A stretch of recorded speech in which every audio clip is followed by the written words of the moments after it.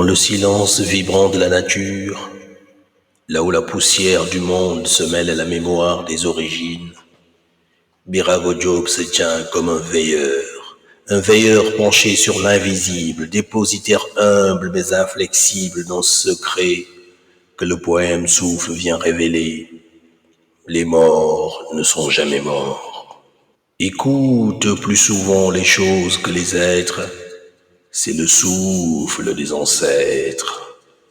Sous sa plume, la nature cesse d'être décor, elle devient archive vivante, temple de présence, voix du temps.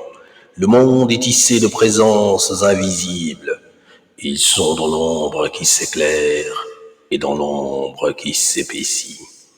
Là où l'œil moderne ne voit qu'alternance de lumière et d'obscurité, lui perçoit un battement d'âme, une respiration profonde. La nature n'est pas muette, elle est habitée. Son poème est une marche lente vers les origines. Les morts ne sont pas morts. Cette répétition n'est pas un procédé stylistique, elle est un rituel. Elle ouvre un passage, elle fait de nous des héritiers conscients. Et c'est là que se révèle la force secrète du poème. Car si les morts demeurent dans chaque battement du monde, ce n'est pas pour nous enfermer dans la nostalgie, mais pour nous rappeler le pacte. Le grand pacte qui lie le sort de nos morts qui ne sont pas morts à la vie.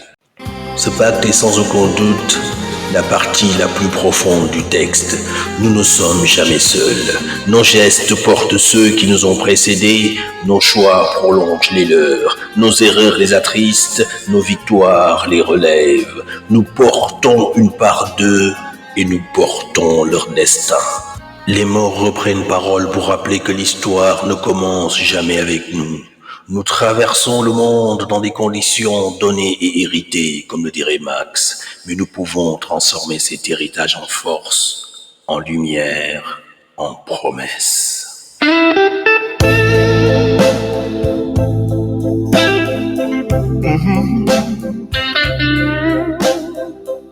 I ain't here to fight, baby. Just listen. Dans cet enchevêtrement de voix, où les ancêtres parlent à travers nous, où nos actes façonnent le destin de ceux qui nous suivront, la responsabilité qui nous incombe est immense. Nous sommes les héritiers d'un passé que nous n'avons pas choisi, mais nous sommes aussi les architectes d'un futur que nous devons façonner avec soin. Chaque mot, chaque acte, chaque pensée est une brique dans l'édifice du temps. Il nous appartient de choisir ce que nous laisserons derrière nous. Une prison de regrets ou un chemin de lumière. Nos paroles, nos actes, comme des souffles invisibles, peuvent élever ou écraser, nourrir ou détruire. Ce que nous léguons n'est pas seulement un héritage matériel, mais une empreinte indélébile sur la vie de ceux qui viendront après nous. Nous portons la responsabilité de la charge que nous transmettons, qu'elle soit un fardeau qui étouffe ou un souffle qui libère. Soyons conscients que chaque jour, dans chacun de nos choix, nous écrivons non seulement notre histoire, mais aussi celle des générations futures. Et c'est de cette conscience que naît la responsabilité de semer la lumière plutôt que l'ombre, de construire un avenir où les murmures des ancêtres continuent de retentir et de jaillir dans les tréfonds comme les fondations inébranlables d'un monde nouveau.